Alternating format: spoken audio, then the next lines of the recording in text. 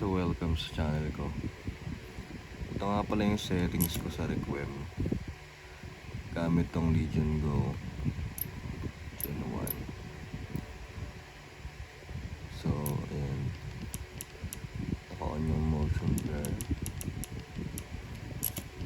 tapos naka times 2,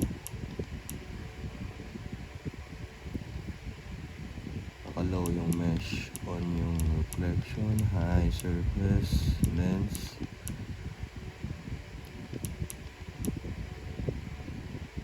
frame gen,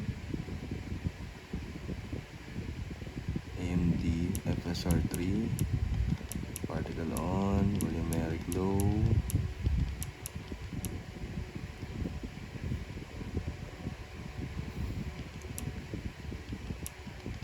shadow normal,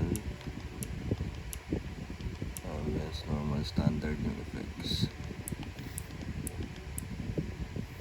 Yun. So doon naman tayo sa AMD.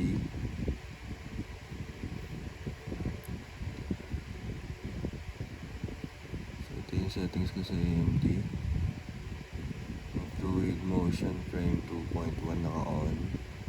High sa search mode, quality sa performance, full panel.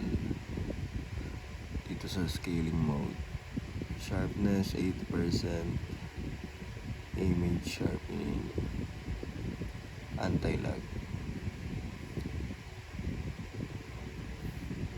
So para i-check natin yung EPS,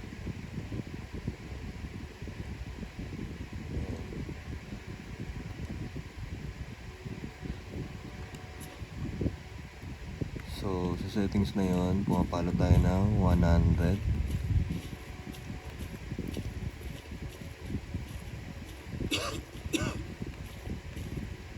Pwede pang tumaas yan.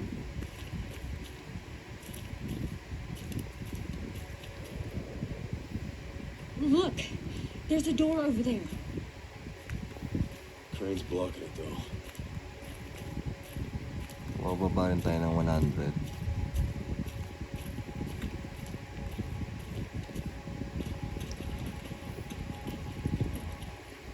I can check it out for us. I think you can give me a boost. We're about to find out.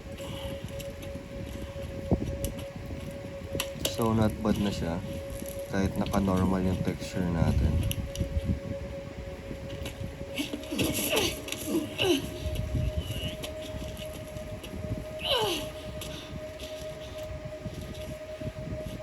$60 to 70 pataas na percentage or degree Celsius ng CPU, 68 CPU.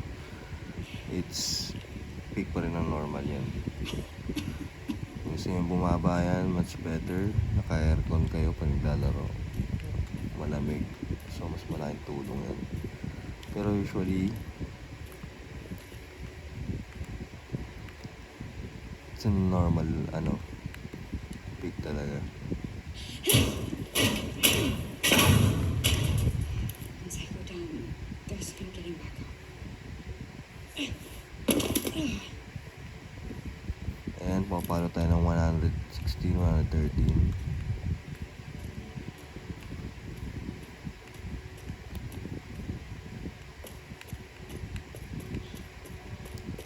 So syempre ito nasa loob to, kaya walang masyadong environment or ano man yung lumalabas. So kung gusto nyo makita yung sa labas naman, sa may Raccoon City, punta tayo. So ito, try natin to.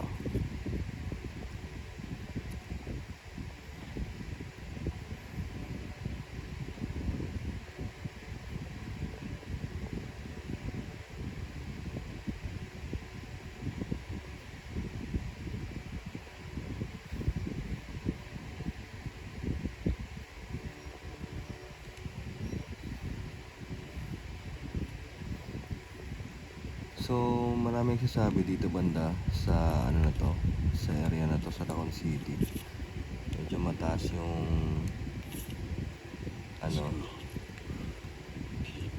ito lang yung hindi pa naayos ng Capcom, yung pagka galing tayo sa item tapos pag bumalik may APS drop siya.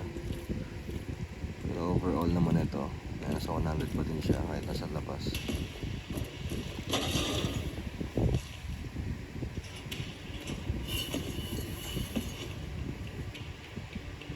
Fuck me.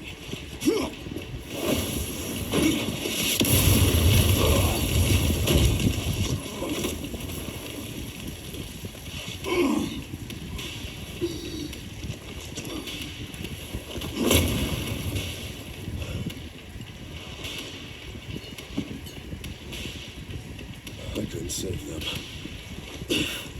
But I can stop bastards like you.